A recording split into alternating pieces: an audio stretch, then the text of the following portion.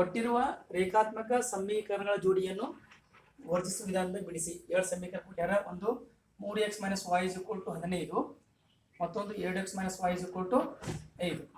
ಇಲ್ಲಿ ಸಮೀಕರಣ ಬರ್ಕೊತೀನಿ. 3x - y = 15 ಒಂದು ಸಮೀಕರಣ, ಮತ್ತೊಂದು 2x - y = 5.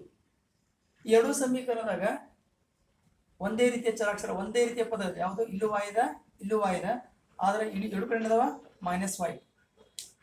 ಇಲ್ಲಿ y ಕ್ಯಾನ್ಸಲ್ ಆಗ್ಬೇಕಾದ್ರೆ, yನ ಉಳಿಸ್ಬೇಕಾದ್ರೆ ಒಂದು ಮೈನಸ್ ಇದ್ರೆ ಒಂದು ಪ್ಲಸ್ ಇರ್ಬೇಕು. ಅದಕ್ಕೆ ಏನು ಮಾಡ್ತೀನಿ, ಸಮೀಕರಣ 1ರಾಗ ಸಮೀಕರಣ 2ನ್ನ ಕಳಿತೀನಿ. ಕಳೆಯೋದಂದ್ರೆ ಚಿಹ್ನೆನ ಬದಲಾಯಿಸ್ಬೇಕು. ಇಲ್ಲಿ ಪ್ಲಸ್ ಅದ, ಇದನ್ನು ಮೈನಸ್ ಮಾಡ್ಕೋತೀನಿ. ಇಲ್ಲಿ ಮೈನಸ್ ಇದೆ, ಪ್ಲಸ್ ಆಗ್ತದ. ಈ ಚಿಹ್ನೆ ಪ್ಲಸ್ ಅದ, ಇಲ್ಲಿ ಮೈನಸ್ ಆಯ್ತು. ಇಲ್ಲಿ ಪ್ಲಸ್ -y ಆಯಿತು, ಇಲ್ಲಿ +y ಆಯಿತು. ಅಂದರೆ ಈ ಎರಡು ಸಮೀಕರಣ yನ ವರ್ಜಿಸ್ಬೋದು. -y + y ಏನಾಯ್ತು? ಕ್ಯಾನ್ಸಲ್ ಆಯಿತು. ಇಲ್ಲಿ ನೋಡಿ, ಇಲ್ಲಿ +3x ಅದ, ಇಲ್ಲಿ ಏನೋ ಎಷ್ಟೈತಿ? +3x ಅದ, -7x ಅದ. +3x - 2x ಎಷ್ಟು ಬಂತು? 1x ಬಂತು.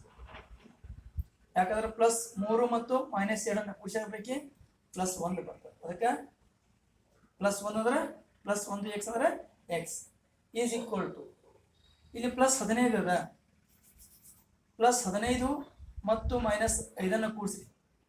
+15 - 5 ಕೂಡಿಸಿದಾಕಿ +10 ಆಗ್ತದೆ. ಇಲ್ಲಿ 10 ಅಂದರೆ x = ಎಷ್ಟಾಯಿತು? 10 ಆಯಿತು. x =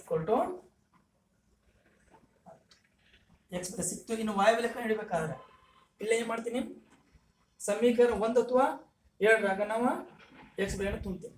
ಈ ಮೊದಲು ಏನು ಮಾಡ್ತೀನಿ, x = 10 ಈಗಾಗಲೇ ಸಿಕ್ಕಿದೆ. x = 10 ಸಮೀಕರಣ 1ರಲ್ಲಿ ಆದೇಶಿಸಿದಾಗ,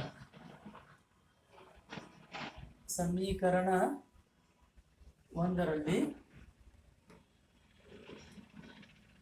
ಆದೇಶಿಸಿ, ಸಮೀಕರಣ 1ರಾಗ ಆದೇಶಿಸ್ತೇವೆ. ಸಮೀಕರಣ 1 ಎಷ್ಟೈತಿ? 3x - y = 15. ನಾವು x ಬೆಲೆ ಎಷ್ಟು ತುಂಬಬೇಕು? ಇಲ್ಲಿ 10 ತುಂಬಬೇಕು.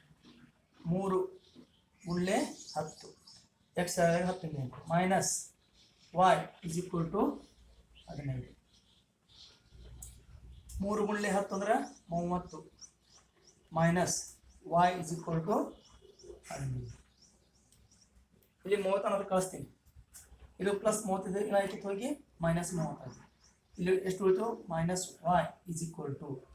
15 - 30.